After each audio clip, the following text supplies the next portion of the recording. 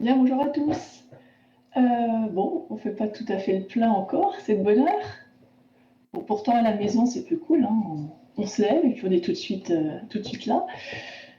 Bien, bien, bien, bien. Bon, je sais que c'est intense là comme semaine de travail. Powering on. Mic Vous off. allez me dire donc avant qu'on démarre s'il y a besoin on peut reprendre des choses, si vous avez des questions. Donc voilà. Les avez préparés peut-être. J'espère que ce matin, il n'y aura pas de panne, que tout le monde pourra rester connecté, que moi, je ne serai pas déconnectée. Bon, à voir. C'est pour ça que si on fait plus de séances plus courtes, peut-être que ça assure aussi une meilleure assimilation. Bon. Donc n'hésitez pas à me dire en tout cas ce qui vous arrive. Là, c'est vrai que cette semaine, comme on s'arrête à la fin de la semaine, bon, j'ai voulu avancer beaucoup. Voilà, donc vous le sentez, hein, on avance beaucoup. Mais ce chapitre qui est en cours là sur les mouvements de particules, il faut bien sûr le travailler, hein, en profondeur, mais il est plutôt plus simple, hein, que d'autres chapitres. Plus simple maintenant puisqu'on reprend tout ce qu'on a vu en mécanique et des mouvements simples.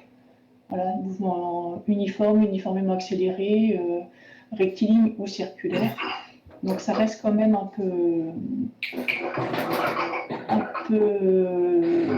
enfin plutôt classique, quoi, plus classique de l'énergie. Alors, donc hier, pour le groupe qui avait été IPE, on vous a rappelé qu'il fallait faire un compte rendu. Et donc, vous avez, via l'ENT, sur le Nextcloud, votre répertoire TIPE sur lequel on a rajouté une fiche de suivi. Donc, c'est un doc, hein, sur lequel vous pouvez écrire. Donc, vous avez l'outil OnlyOffice, par exemple, qui est disponible sur l'ENT, qui vous permet juste de faire un copier-coller ou d'écrire directement dessus. Et comme ça, nous pouvons lire. Ça vous fait à la fois vous, votre archivage, et nous, voilà, on peut lire et écrire dessus. Donc, voilà, donc pensez-y. Donc, pour le groupe bêta, cette semaine, et puis éventuellement ceux des autres groupes, hein, vous pouvez ne pas attendre votre semaine de TIPE pour compléter et noter votre avancée. Voilà, donc c'est vrai que hier c'était. Bon, c'est pas toujours accessible, l'ENT est en peine. En peine. Donc vous agacez pas avec ça, si c'est pas accessible, vous attendez un autre moment et ça finira bien par passer. Donc de même pour le compte rendu de TP. Donc là c'est donc actif pour le déposer sur Moodle, certains l'ont fait rapidement. Je vous redis, c'est pas la priorité. Hein, donc autant il est important, je pense, que vous fassiez ça sérieusement. Pour bien assimiler le raisonnement, bien assimiler les choses. Donc c'est pour ça que je vous le fais corriger. Ça vous oblige à bien vous concentrer sur le corrigé et la méthode. Un peu comme vous l'auriez fait avec votre copie corrigée, après en retour avec le corrigé pour bien assimiler les choses. Là, voilà, je vous demande de le faire tout de suite avant de rendre votre copie. Mais ça peut attendre la fin de semaine. Hein. Voilà, donc j'ai activé le dépôt sur Moodle. Il est possible jusqu'à lundi soir, hein, dans les paramètres. C'est-à-dire qu'au-delà de lundi soir, ça sera clos, vous ne pourrez plus déposer et ça sera mort. Voilà. Bien. Alors, donc voyons les questions que vous avez sur les forces magnétiques. Donc vous pouvez éventuellement activer votre micro si vous voulez. Léopold, tu as des questions? Oui, c'est bonjour à tous. Hier, on a utilisé dans l'application numérique la force magnétique. Dans la force magnétique, il y a un produit vectoriel. Et vous avez dit on prend le produit au max. Et on remarquait qu'on ne comptait plus qu'en fait le signe du produit vectoriel comme une multiplication. Est-ce que c'est une technique usuelle ou c'est la seule technique qu'il faut faire pour se débarrasser du produit vectoriel ou Se débarrasser, ouais, c'est cool. Non, c'est-à-dire que là, on cherche un ordre de grandeur, donc on est complètement dans le flou. On n'a aucune idée des orientations. Voilà, donc on peut se dire, bah, si la vitesse est plutôt collinaire au champ, la force magnétique va être toute petite, donc là, bah, facile, le poids va pouvoir peut-être être prépondérant. Donc il peut y avoir une situation où le poids n'est pas négligeable puisque il n'y a plus de force magnétique, si V et B sont parallèles. Et donc plus la vitesse va être oblique par rapport au champ magnétique, plus la force magnétique va être présente. Voilà. Et donc ce qu'on cherchait, c'était un ordre de grandeur pour que le poids soit non négligeable, si je me souviens bien. Et donc c'est pour ça que j'ai fait le calcul en considérant la situation la plus favorable à la force magnétique, sous-entendu la plus défavorable au poids. Et malgré tout, dans la situation la plus favorable à la force magnétique, on a vu que la vitesse pour que le poids soit pas masqué, elle est toute petite, donc en fait le poids sera toujours masqué. Dès qu'il y a un effet magnétique. Alors évidemment, l'effet magnétique, il disparaît lorsque la vitesse est collinéaire. Bon, là, c'est pas une méthode universelle, c'est juste, voilà, imaginer un peu les différents cas de figure, du plus favorable au moins favorable, pour pouvoir juger de la pertinence de maintenir le poids, de prendre en compte le poids. Donc voilà, il y a sûrement d'autres façons pour vous d'estimer les choses ou de valider l'idée que, a priori, s'il y a des systèmes chargés en mouvement dans un champ magnétique, on ne va pas se tracasser du poids. Ok, merci. Je vous cache pas que sur la fin, vous êtes un peu robot avec la connexion, mais en soi, j'ai compris l'essentiel. Merci. Ok, parfait. Bien, alors dites-moi si vous avez d'autres questions. Est-ce que vous voulez qu'on reprenne un point du cours? Là, aujourd'hui, donc on va traiter ce matin la fin du chapitre.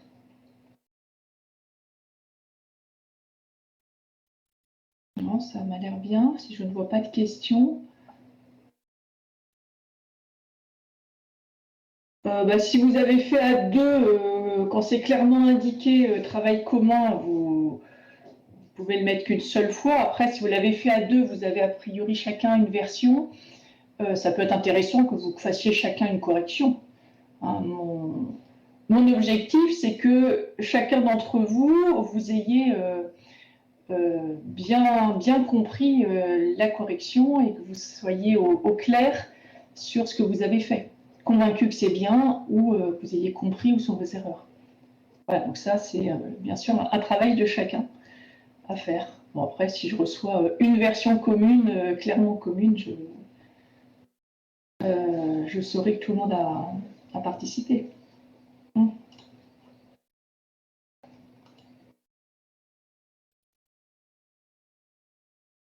Bien. Bon, donc on va commencer le cours du coup. Avec que je m'installe bien. Ah, je me prends. Tac, tac. Attendez. J'ai juste un problème chez moi avec mon ordi là.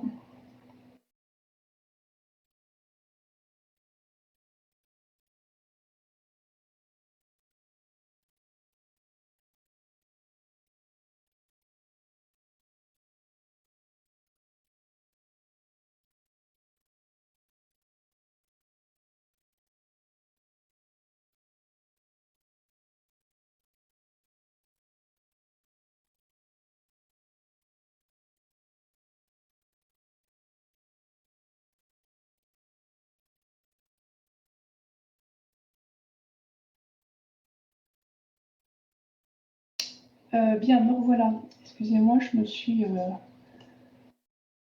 j'ai fait une mauvaise manip toute seule chez moi. Et voilà, je vais y arriver. Me voilà. Bien. Alors, donc on va juste lire la dernière page, la page 6 du polycopier. Et hop, voilà. Alors, on va redémarrer par là. Alors,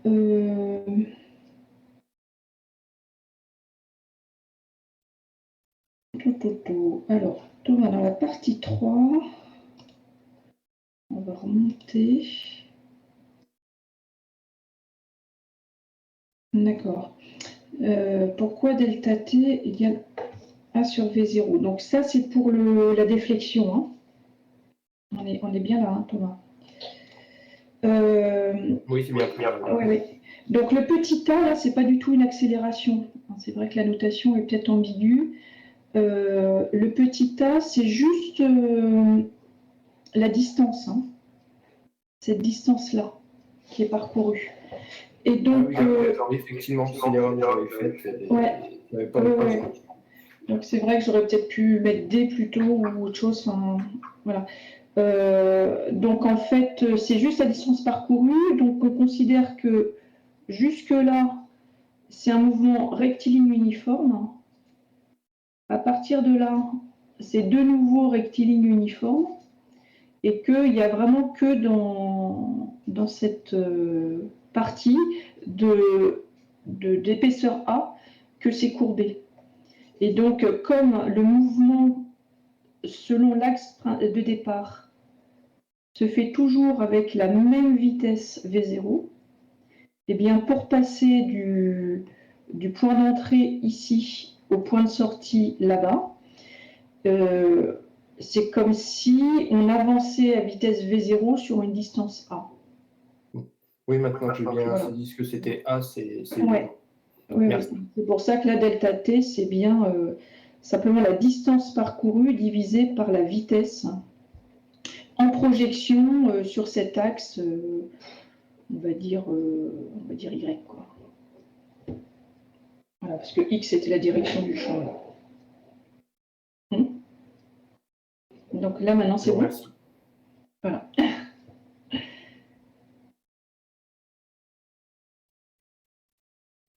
Bien. Bon, alors je ne vois pas d'autres questions, mais ne les conservez pas pour vous, donc on y va. Voilà, donc on est presque tous là, du coup. Alors, donc, mouvement dans un champ magnétique uniforme et constant. Donc, uniforme et constant, ben, c'est la même condition que ce qu'on avait hier pour le champ électrique. Ça veut dire que le champ B, il est le même partout et tout le temps. Voilà, donc ça veut dire que si on représente les lignes de champ B, on va avoir des droites parallèles. Voilà, hein, ce qui indique que le champ B, il est partout de la même direction et dans le même sens. Il sera partout avec la même valeur et il sera partout, partout constant, indépendant du temps. C'est ce qui fait que c'est une situation qui est quand même très très simple, puisque ça veut dire que la particule, lorsqu'elle va bouger, elle va être sans cesse soumise au même champ magnétique. Voilà, donc c'est vraiment un mouvement à champ B constant le long de la trajectoire, aucune modification du champ magnétique. Donc qu'est-ce qu'on va pouvoir identifier comme caractéristique du mouvement? C'est un mouvement, on va négliger le poids, on va considérer que c'est par exemple un électron dans le tube, dans le canon électron, dans le tube à vide. Donc on va considérer qu'il n'y a que la force magnétique, uniquement la force magnétique QV vectoriel B. Et c'est tout. En référentiel galiléen, uniquement celle-là. Cette force magnétique, eh bien, on va exploiter ses propriétés. On sait qu'elle est tout le temps donc orthogonale à la vitesse. On sait qu'elle ne travaille jamais de ce fait-là. Donc si c'est la seule force qui agit, loi de l'énergie cinétique, aucune variation d'énergie cinétique, puisqu'il n'y a aucun travail de force. La seule force présente ne travaille pas. Donc l'énergie cinétique, elle se conserve. Ce qui fait qu'on sait d'emblée que c'est un mouvement uniforme. Très simple. S'il n'y a que la force magnétique, c'est forcément un mouvement uniforme. Donc ça, on l'a dit hier, c'est une propriété à garder à l'esprit. Une modification de l'énergie cinétique est introduite ou générée par un champ électrique, à condition que la force électrique travaille. Donc ça peut freiner, ça peut accélérer. Par contre, le champ magnétique, jamais. Il agit toujours orthogonal au mouvement, il agit uniquement en déviation. Uniquement en déviation. Donc on sait qu'on a une force normale, perpendiculaire à la vitesse, qui va simplement dévier la trajectoire. Voilà. Donc de façon générale, on a un simple mouvement uniforme régi par cette équation-là. Nous n'allons pas l'étudier de façon générale, on va l'étudier simplement dans le cas particulier où on a une vitesse qui est orthogonale à la trajectoire. Orthogonale à B, pardon. Une vitesse de départ orthogonale à B. Donc ça va nous donner une trajectoire courbe en mouvement uniforme, mais très particulière. C'est ce qu'on a vu sur la vidéo, vendredi. Donc là, on a vu les bobines qui sont tout autour, là, et qui créent donc un champ magnétique. Donc là, ces bobines, elles sont parcourues par un courant qui circule dans ce sens-là. Et donc, elles créent un champ magnétique qui est orienté vers l'arrière. Comme ce sont des électrons, QV est à l'opposé de V. Et là, vous pouvez vous réentraîner. QV sur le pouce, B vers l'arrière sur l'index. Le majeur vous donne la direction et le sens de la force magnétique qui dévie. Donc là, on a bien une trajectoire qui est courbée, comme ça, vers le bas. Et on a pu voir aussi sur la vidéo que si le courant change de sens, eh bien B change de sens, et la courbure, la force change de sens, et ça monte. On avait dans ce cas-là un faisceau dévié vers le haut. Ok, donc on va voir uniquement ce cas-là, le cas très simple où V et B sont orthogonaux. Voilà, donc on va considérer cette condition initiale. Alors, le produit vectoriel est vers le tableau. Noé, vers le tableau. Je ne sais pas ce que tu appelles le tableau. Le produit vectoriel, donc c'est la force, le produit vectoriel. Donc là, le produit vectoriel, il est vers le bas. Ouais. Donc B, oui, le champ B, il est vers l'arrière de l'image. Donc si on imagine qu'il y a le tableau derrière, effectivement, c'est vers le tableau. Hein, c'est ça que ça veut dire. C'est-à-dire que là, on voit l'arrière de la flèche. Hein, vous vous souvenez? Vous imaginez la flèche comme ça. Donc, quand on regarde de l'arrière, ce qu'on voit, c'est les plumes. Donc, on a cette vision-là lorsque la flèche part vers l'arrière. Donc là, c'est ça qui est dessiné. Et effectivement, c'est la condition pour que ce vecteur QV vectoriel B donne cette force F vers le bas. Vous entraînez à trouver l'orientation directe. Bon. Voilà, donc là on considère que la vitesse est orthogonale au champ et que le champ est partout et tout le temps le même. Donc au cours du mouvement, le vecteur B c'est une constante sur toute la trajectoire. Voilà, ce qui fait que ça reste simple. C'est un mouvement sous l'action du champ magnétique, donc il est uniforme.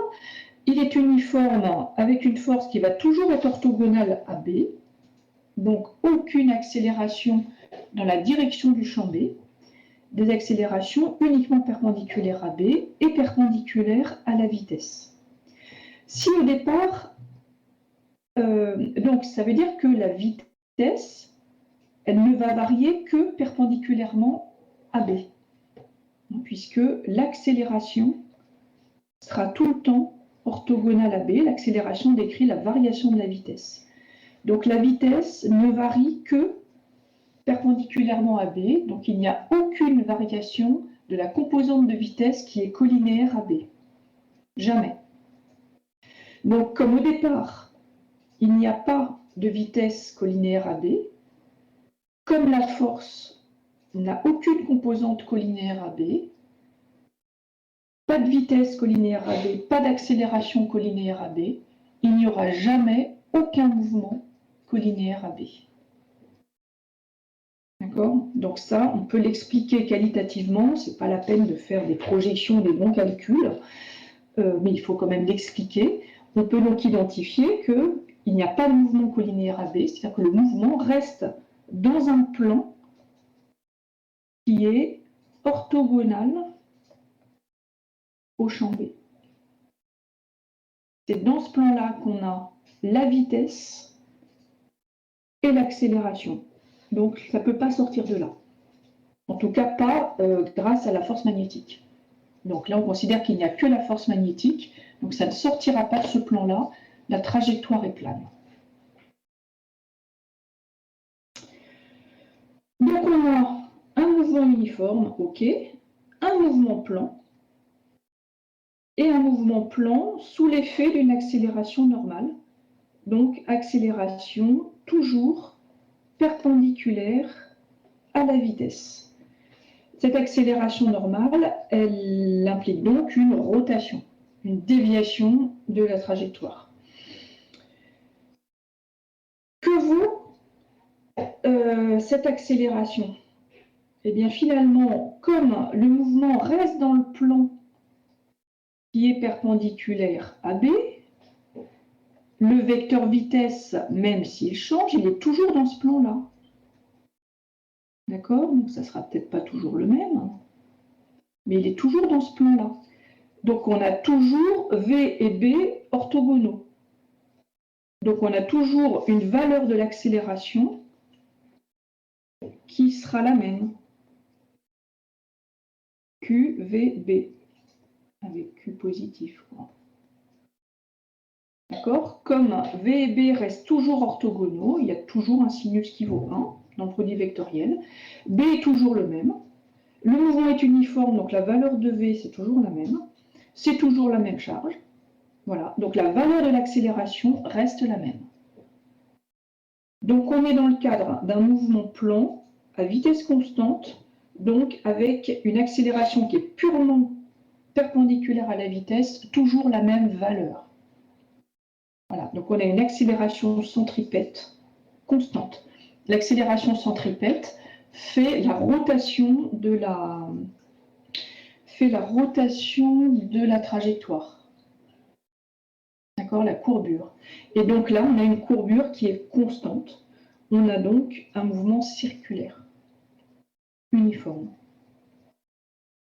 Donc là, c'est vraiment un raisonnement qualitatif que je juge très intéressant parce que ça vous amène à mobiliser vos connaissances de cinématique, vos connaissances de géométrie, et puis aussi les lois de mouvement. Hein, donc, énergie cinétique et relation entre accélération et force. Voilà, donc ce raisonnement, il est à travailler et à bien garder à l'esprit que là, on trouve des calculs, des projections, des équations qui vont montrer ça, mais une fois n'est pas coutume, ce résultat-là, on peut l'identifier sans calcul. Quasi sans calcul, on se base sur nos relations, mais quasiment sans calcul, on peut savoir et démontrer que cette trajectoire, elle est circulaire uniforme dans le plan orthogonal au champ magnétique et définie par la position et la vitesse initiale. Voilà. Il n'y a qu'un plan orthogonal AB qui contient la position et la vitesse initiale. Dans ce plan-là, on a la trajectoire, puisqu'il n'y a aucune force qui permet de faire sortir la particule de ce plan-là. B reste toujours dans ce plan-là. On sait que c'est une force normale, donc elle ne travaille pas, la valeur de la vitesse est toujours la même, ça ne fait que tourner. Ça tourne avec une accélération normale de valeur constante, donc ça tourne en rond. C'est un cercle. Voilà, c'est un cercle parcouru à vitesse constante. Voilà, le résultat est très simple. Entraînez-vous à l'argumenter. Après, on peut le faire dans il y a plusieurs ordres du raisonnement, mais il faut utiliser toutes les propriétés là que je viens d'utiliser. Donc cette partie-là, c'est un peu différent des méthodes qu'on a utilisées jusqu'à présent. Peut-être vous allez trouver ça plus simple. Bon, voilà, à voir. Donc, une fois qu'on sait que c'est un mouvement circulaire uniforme, eh bien, reste à savoir lequel. Voilà. Quel est ce cercle? Quel est le rayon du cercle? Donc, le plan dans lequel il est, c'est évident. Hein, c'est le plan orthogonal AB qui contient la position de départ. Et dans quel sens? Ça dépend de la vitesse de départ. D'accord? Donc là, je vais pouvoir rajouter donc la vitesse qui est tangente à la trajectoire. Voilà, donc si on a la trajectoire, la position de départ, la vitesse de départ, orthogonale à B, donc la B est dessinée vers nous. Hein, donc là, on regarde la pointe de la flèche. La flèche vient vers nous. Donc B vers l'avant. Là, j'ai fait le dessin avec Q positif, ce qui fait que QV, c'est dans le même sens que V. Hein, donc je dessine V ou QV, je fais la flèche dans le même sens. QV vectoriel B qui vient vers nous, ça nous donne bien ce troisième vecteur qui est la force. D'accord? Et QV vectoriel B, donc c'est l'accélération divisée par la masse qui est portée ici, par ce vecteur-là. Bien. Voilà. Et si la charge était négative, avec la même vitesse initiale, même champ B, eh bien, ça tournerait dans l'autre sens. Enfin, ça tournerait dans l'autre sens et on aurait une courbure inversée, surtout. Hein, ce n'est pas le sens de rotation, mais une courbure inversée. Voilà, donc reste à trouver le rayon du cercle et le sens du cercle. Donc le sens, c'est le sens de QV vectoriel B qui vous montre de quel côté ça s'enroule. Parce que sinon, à partir d'un même champ B et du même vitesse initiale, si QV vectoriel B était comme ça, eh bien on aurait un cercle comme ça. Là. D'accord? Si on avait Q négatif, QV vectoriel B partirait dans l'autre sens. B est toujours le même, partout le même. Et donc là, ça partirait dans l'autre sens. OK? Alors.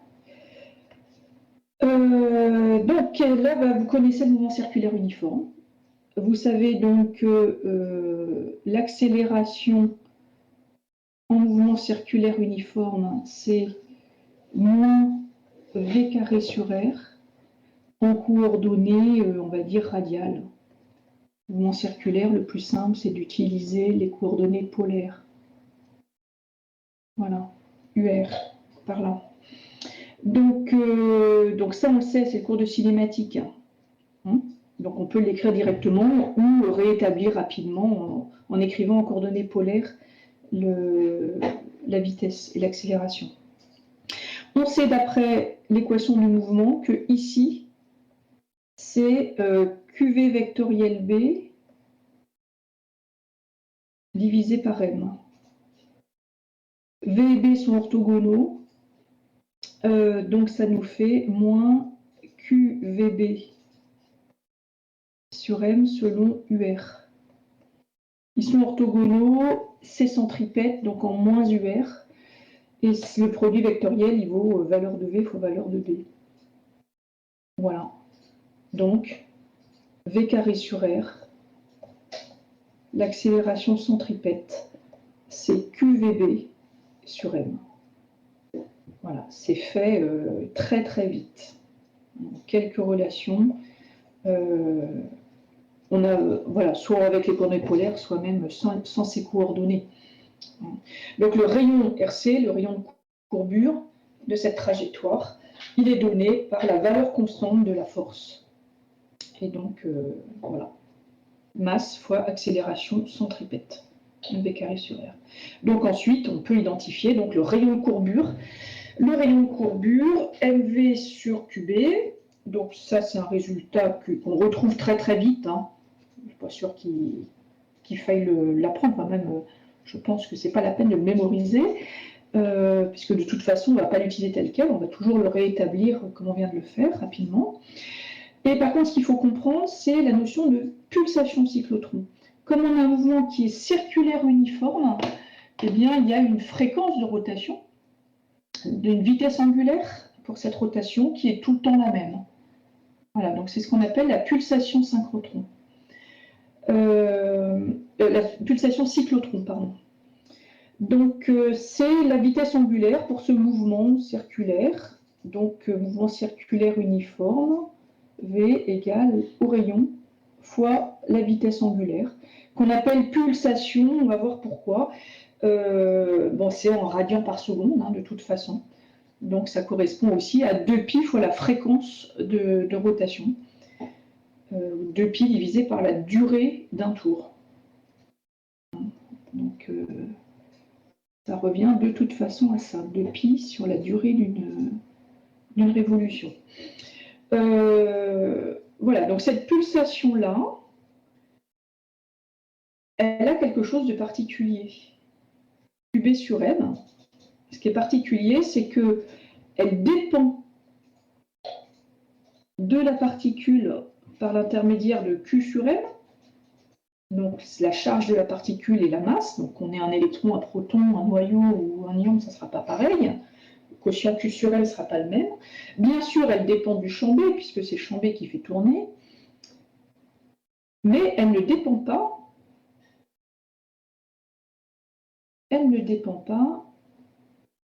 de la vitesse. Le rayon, oui. Si ça va vite, le cercle est grand. Plus ça va vite, plus le cercle est grand. Mais, tiens, étonnant, la pulsation, la vitesse angulaire, la période de révolution, la durée d'un tour ne dépend pas de la vitesse. Voilà, donc ça c'est une propriété remarquable qui fait qu'on parle de la pulsation cyclotron qui est typique donc de telle particule dans tel champ. Voilà, et indépendante de sa vitesse. Et ce qui fait qu'elle soit rapide ou lente, on aura toujours cette même pulsation. C'est pour ça qu'on la définit. Hein. Donc il faut connaître et retenir cette notion de pulsation cyclotron, éventuellement mémoriser cette expression. Peut-être que QB sur M pour la pulsation cyclotron, ça peut être utile. Le rayon, non, je ne pense pas. Enfin, ça se retrouve très vite. Mais cette notion de pulsation, le fait que la vitesse soit tout le temps la même, enfin que la période, pardon, soit tout le temps la même indépendamment de la vitesse, ça me semble intéressant. Voilà. Ça semble utile, hein, quand même. Bien. Donc, dites-moi si vous avez des questions sur cette petite démonstration, ce déroulé. Et sinon, je vais vous montrer le principe du cyclotron.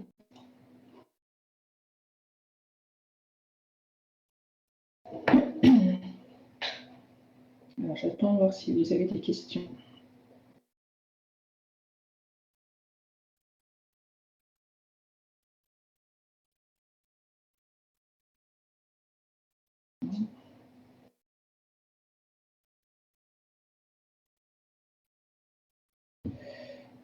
On a aussi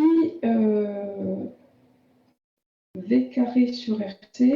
Alors, V carré sur RC, ce n'est pas la pulsation. V carré sur RC, c'est l'accélération.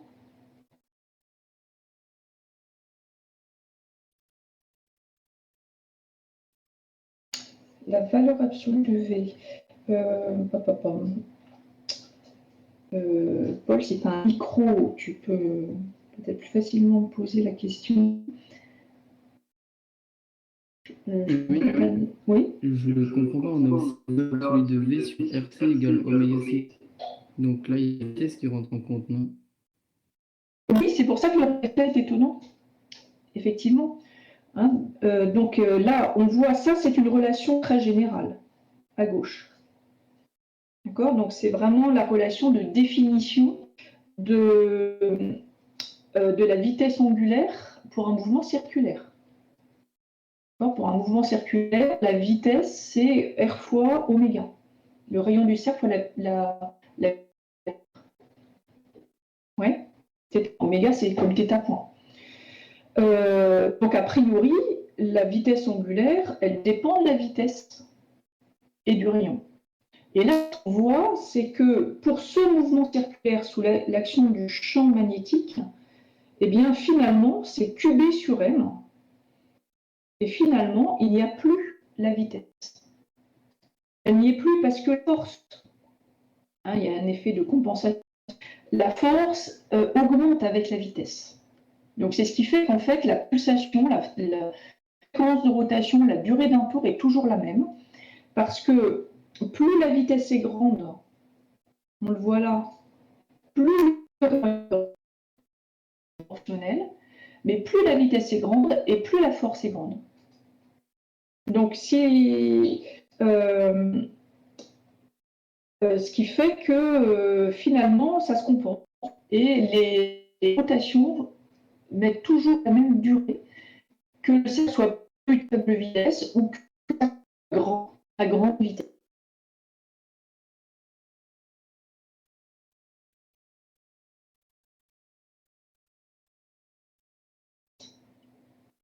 Et en général, on n'aura pas la même vitesse de rotation circulaire selon. Voilà, donc là, tu as bien identifié le.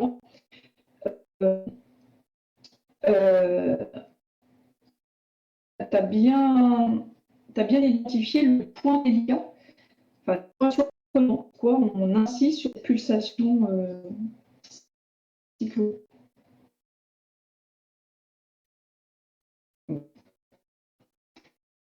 Le son passe mal, c'est un problème. Bien, donc si Paul a compris, on est sauvé. Bon, parfait, Paul.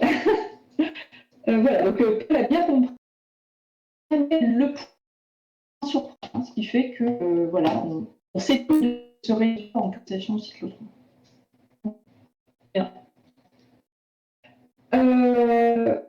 J'espère que vous avez plutôt bien compris donc le type du le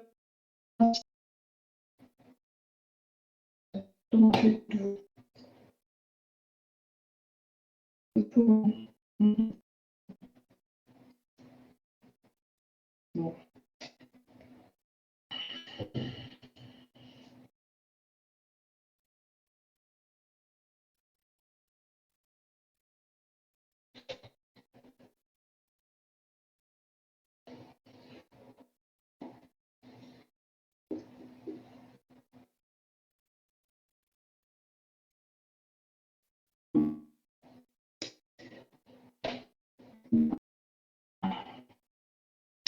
Alors,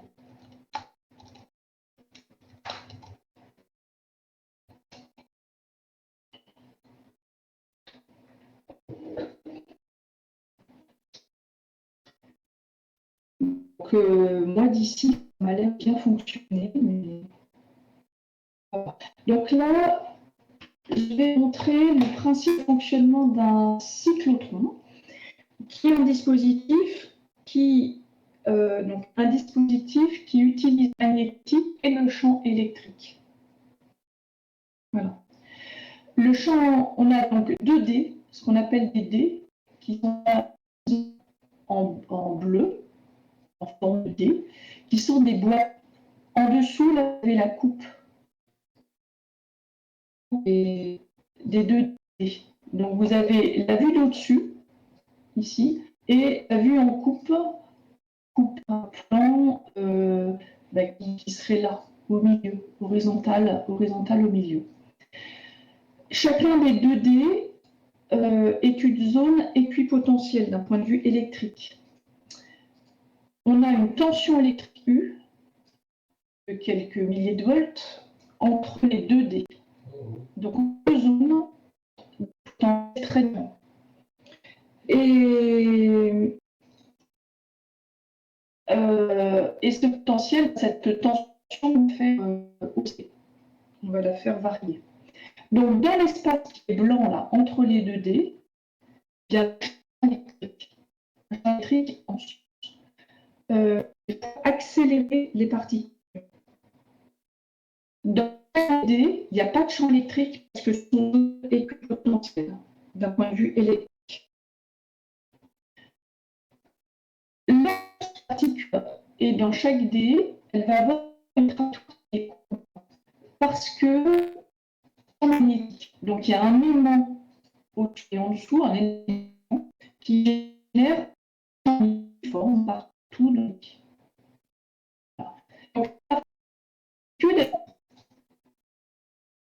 à chaque fois qu'elle est dans un dé, elle fait un demi-tour en mouvement circulaire uniforme. Et à chaque fois entre les dés, elle est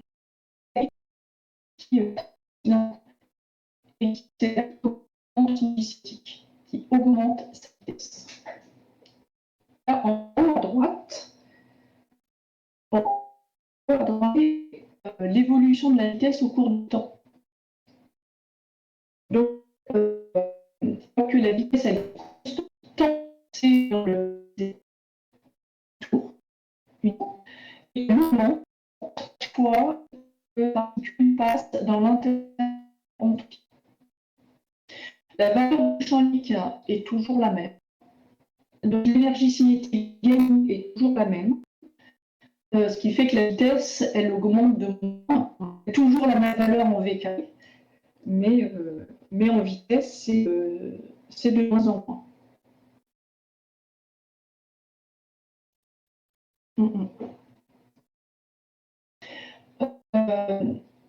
Donc ce dispositif, il a l'avantage beaucoup moins encombrant que l'accélérateur linéaire dont on a parlé hier.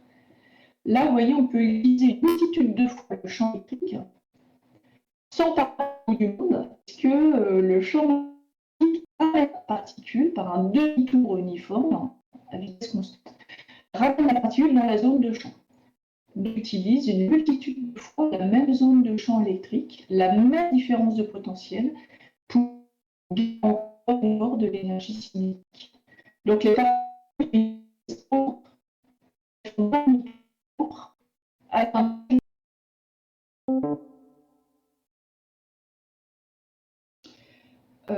T'imagines voilà. qu'on regarde le stream dans stream? Et donc elle a pu gagner La mise en abîme. l'énergie suffisante sans que ça soit vraiment très encombrant. Alors pourquoi est-ce que on appelle pulsation cyclotron la pulsation qu'on a calculée? Stylé de dire Parce que pulsation cyclotron. finalement la demi-pulsation correspond à un demi-tour. On va pas dire comme ça, la demi-période de rotation et la durée d'un demi-tour. Et cette durée du demi-tour, c'est tout le temps la même.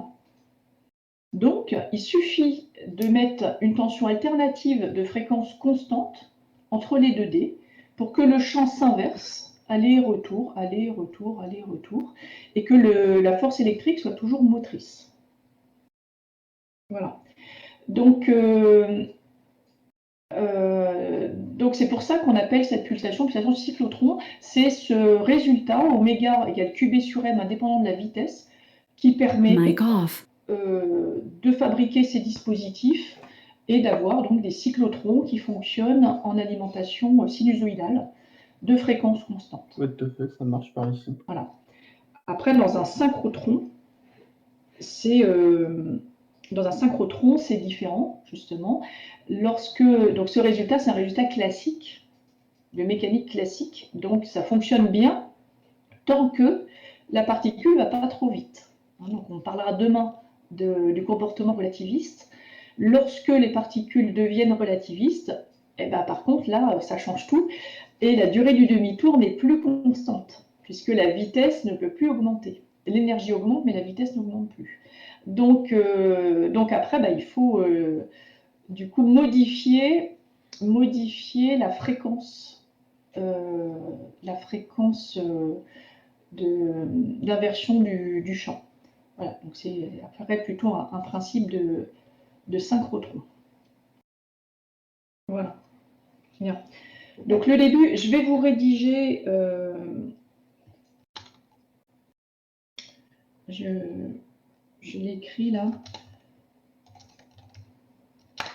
je vous écrirai quelque chose hein, pour que vous ayez des explications complètes, en plus du lien là pour revoir ça. Donc, si je recommence l'animation, la particule, elle était mise au centre. On voit sa trajectoire en vert. Elle est accélérée entre les 2 dés. Dans chaque dé, elle fait demi-tour. Voilà. Et entre les 2 dés, il y a un champ électrique qui change de sens à chaque demi-tour. Voilà. Donc c'est ça le principe. Donc il n'y a pas de champ électrique à l'intérieur des dés, mais juste un champ magnétique qui fait que ça fait demi-tour à vitesse constante et que la durée de chaque demi-tour étant la même, il suffit d'alterner la polarité entre les dés à fréquence constante, période constante. Voilà, avant la sortie.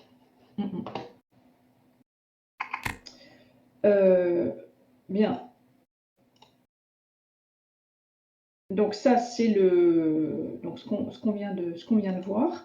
Là, vous avez une photo, par exemple, d'un cyclotron. Des cyclotrons, il y en a dans les hôpitaux. Donc, il y en a à Tours, il y en a, voilà, dans tous les grands hôpitaux, il y a un cyclotron. Donc, vous voyez, là, ce cyclotron d'hôpital, il fait quelques mètres de diamètre. On a des électroaimants. Donc, ce qu'on voit là en orange, au-dessus et en dessous, donc, je pense que ce sont des électroaimants qui créent un champ magnétique vertical. Alors, je ne sais pas s'il est vers le haut ou vers le bas, mais il est vertical.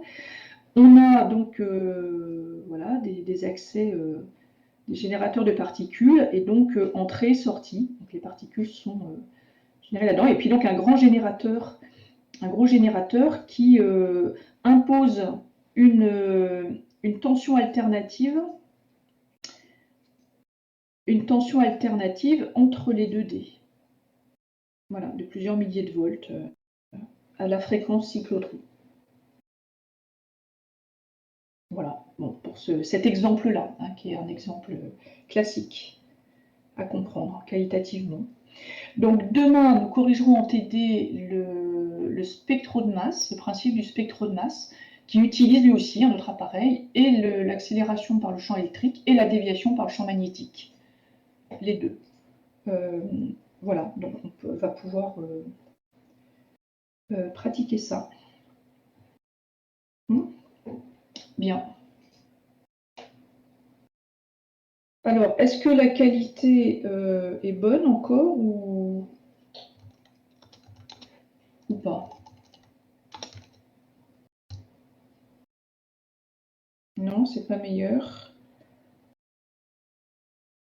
Bon, bah écoutez, dans ce cas-là, ouais, ça dépend des gens. Ma question est, est-ce qu'on termine la correction du TD ou demain, sachant qu'on n'est jamais sûr que ça marche mieux demain, mais...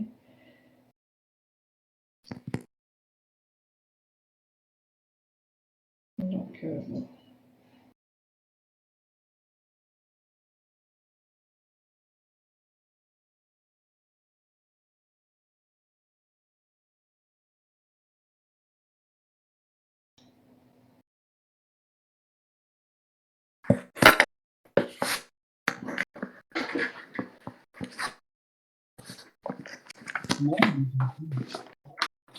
Bon, donc si ça marche comme ça, je vous propose peut-être qu'on voit la fin du TD.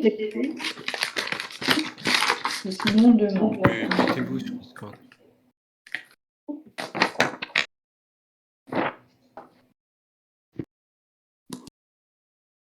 Ouais, je les ai mis. Bon, on fera demain, du coup. Donc, du coup, je vous propose de commencer plus tôt pour pouvoir bien avancer avant 9h. Voilà, commencer demain avant 9h. Et donc, je vais vous envoyer un mail, comme ça on sera bien au point sur ce qu'on fait demain matin et demain après-midi. Voilà, bien, comme ça, prenez le temps là de souffler et de vous préparer pour la suite. Voilà, et bien bon courage.